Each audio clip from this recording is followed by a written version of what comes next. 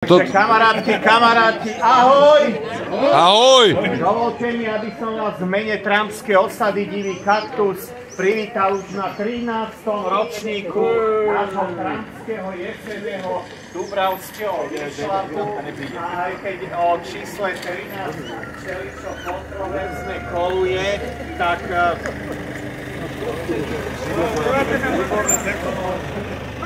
došiel nám devínsky rybezlak. aj keď všeličo koluje, tak proste verím tomu, že na tomto 13. Dubravskom jesennom výšľape bude výborná nálada, budete sa výborne cítiť a pôjdeme rôznymi oblasťami, kde bude už od 1. januára 5. stupeň ochrany, rezervácia, pochodíme také typické dubravské divočí, takže vítajte a môžeme ísť takto smerom hore tou štvrtou cestou. Takže teraz sa nachádzame na fleku, ktorý má názov Katakomby. Tento flek založil kedysi kamarát Maho z Trampskej osady Kondor a pôvodne toto mala byť podzemná búda. Preto tu bola vykopaná jama do L. Táto časť tohoto L-ka bola taká vyvýšená. Tuto postavili vlastne časť tej búdy, 3 steny s gulatím, takú strechu z mantineou z ihriska. Zatiaľ provizorne v tejto časti bolo ohnisko, potom nejak partia od toho upustila, už sa moc nechodievali, tak potom vlastne Yetiho túto brat Tomáš nás sem zaviedol, to už bol vlastne taký istým spôsobom opustený flek a tuto s kamarátom Benjom a ďalšími kamarátmi ako Emilom a Milanom sme sem začali chodievať, potom sem s nami chodievali aj kamaráti Zlatý a Palo, čo už dnes má prezývku Grco. Chodievali sme sem na flek, my sme boli takí piataci až siedmaci na základnej.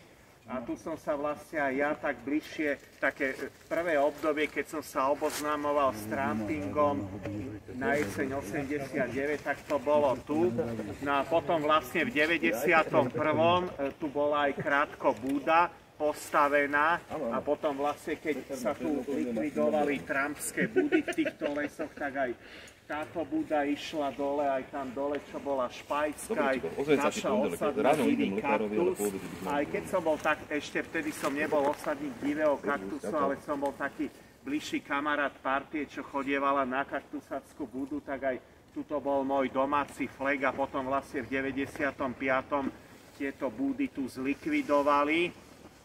A potom ešte ďalej sa sem ako chodievalo, no a potom od roku 2008 už tento flek ako už prestal existovať, už sme domáci na Psích skalách a na Psích skalách, čo sme domáci kamaráti, aj časť partie, čo chodievala sem, aj časť partie zo starej kaktusáckej budy, čiže teraz už vlastne dianie z tohto fleku aj z kaktusáckej budy je presunuté na Psie skaly. Kaktusácka buda, tá bola tuto oproti na kopci a v tejto oblasti bolo viac trampských búd a flekov.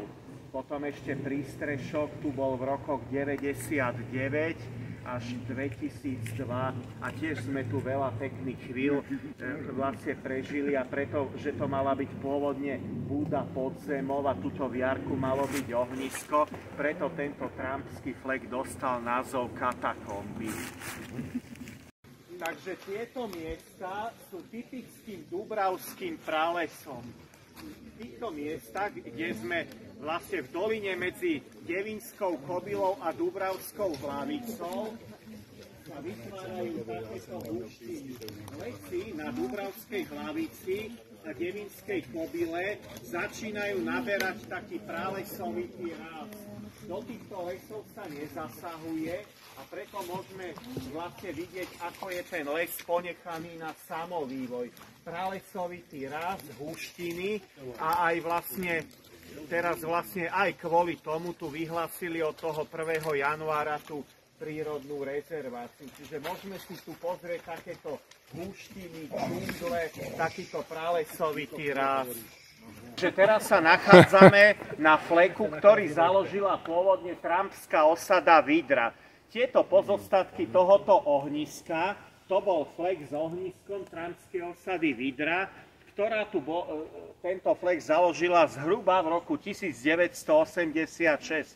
Tuto sú pozostatky ďalšej jamy, kde mali postavenú trumpskú búdu a tá búda bola v tvare takej špajzy. A preto sa vlastne tej trumpskej búde hovorilo špajská. Čiže vlastne celkové toto miesto dostalo názov Špajská a potom som počul, že to lesníci vypálili, túto búdu zhodili, ale potom asi o rok neskôr, alebo o 2 roky neskôr zhruba, sem prišla trumpská osada Ohio a presne tuto, kde je to ohnisko, si postavili búdu, bola to taká zrubová kocka, tuto ďalej mali ohnisko.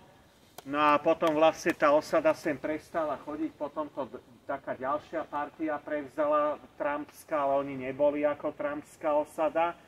No a niekedy v rokoch 94-95 nejaký neprajník tú búdu proste rozobral a tuto boli tie gulatiny pohádzané do okolia, ale vtedy vlastne zhorela aj búda divého kaktusu, aj katakomby niekto zhodil, aj konzon bol podpálený, čiže to bola taká nejaká riadiacia akcia, kedy vlastne likvidovali búdy. Ale toto miesto sa preto stále sa tomuto miestu hovorí, že Špajska, na Špajskej. A aj keď tá búda bola zbúraná, tak ešte predsa v tých 90. rokoch, v druhej polovici 90. rokov sem Trumpy stále chodievali.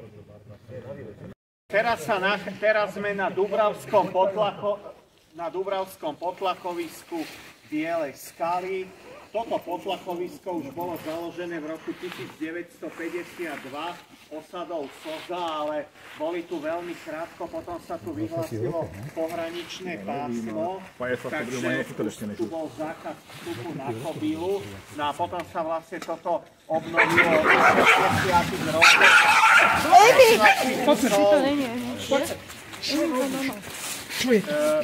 Obnovilo sa to tu v 60. rokoch zhruba 20. storočia. Bola tu osada Askalóna a potom vlastne ďalšie osady, ktoré sú také známe, veľmi historicky významné. Osada Mohavkovia, oni aj tuto mali búdu zrub Nevada a tú búdu vlastne neprajníci podpálili, ale potom vlastne to potlakovisko tu ostalo a také aktívne trumpské osady zo 70. a 80. rokov 20. storočia, ktoré tu fungujú, osada Eldorado, kamarát Ringo, oni v roku 1973, pred 50 rokmi, boli založení. A potom aj osada Michigan, ďalšia aktívna, oni v roku 1981, tuto majú aj totem, keď robili v 91. 10. výročie. No a veľmi veľa trumpských osad z Dúbravky tiež bolo súčasťou tohto potlachoviska, takú veľkú partiu vlastne tvorili, aj keď tie osady už sú neaktívne, ale tiež sa aj tie osady tu robili výročné ohne, podielali sa na rôznych takých brigádach, udržiavaní tohto potlachoviska. Kedysi bola aj tradícia trumpských hier, ktoré tiež veľmi veľa trumpských osad túto spoločne robili. A niektoré trumpské osady mali aj inde fleky, ale tuto mali ako potlachové miesto. Z týchto totemov, tu je totem z medzinárodného slovensko-českého potlaku z Bukovej z 2018, vtedy sa aj oslavovalo výročie vlastne československého trampingu a tiež viacerí kamaráti to spolu organizovali, ale z týchto lesov osada Michigan bola medzi nimi. Potom toto je totem z medzinárodného slovensko-českého potlaku zo závodu, tiež spoluorganizátori boli áno, aj Ringo ho natieral, Ringo aj osadníci z Eldorada. No a potom tu je totem z medzinárodného slovensko-českého potlaku z Lozorna. Z týchto lesov ho tiež spolu organizovali Michigan aj osada Yukon. A celkové baza, ale v rámci bazy, čo boli dúbravské osady, tak to boli Michigan a Yukon a tam je úplne na konci ten trumpské osady Estacado. Oni sú takí už nie celkom aktívni, ale tiež sa podielali ako na údržbe bielých skal, potlachy tu robievali. Na tuto bývalo kedysi slávnostné ohnisko, tam kuchynské ohnisko. To je vlastne také centrum dúbravského trampingu a pri rôznych príležitostiach sa tu dúbravskí trampi, či už sú to oslavy narodenín, vždycky na Nový rok sa sem zvykne chodiť, na jar sa robí upratovanie bielých skal. Takže... Kamaráti, ahoj! Ahoj! Ja by som vás v mene našej trampskej osady Divý kaktus v zastúpení šerifa Teo Divý kaktus privítal na našom osadnom fleku trampskej osady Divý kaktus, ale súčasťou tohto fleku sú aj trampské osady Arizona a Orly, aj ďalší naši kamaráti, trampskí samotári. No a tuto bude taká väčšia prestávka. Pôjdeme odtiaľ to asi tak po tretej, takže je tu aj občerstvenie vína, slaniny, špekáčky, chleby.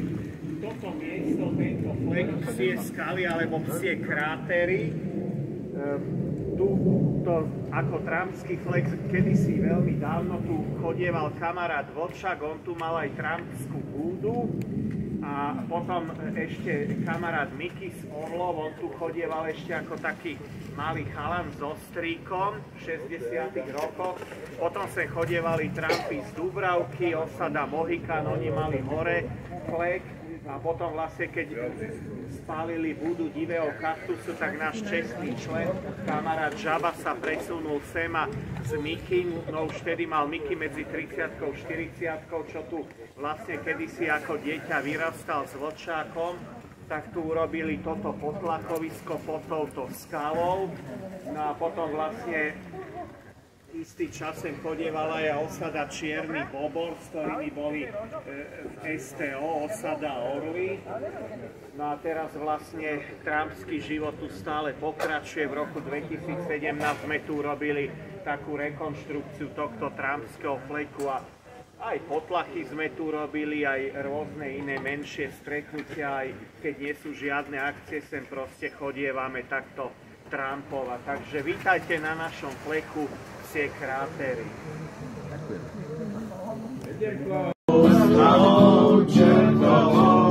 Až tam si vydýchneš za tou skalou čertovou, až tam si vydýchneš.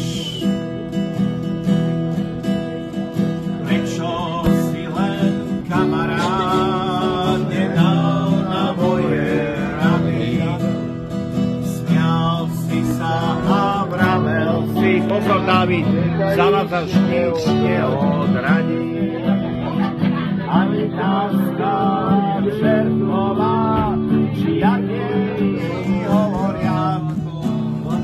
O chvíľu tam zbehli sa všetci ľudia z okolia. O chvíľu tam zbehli sa všetci ľudia z okolia. Ja zlivú pieseň zašumí, spomienky na kamarátov, mysli našej peruny. Mysli našej peruny.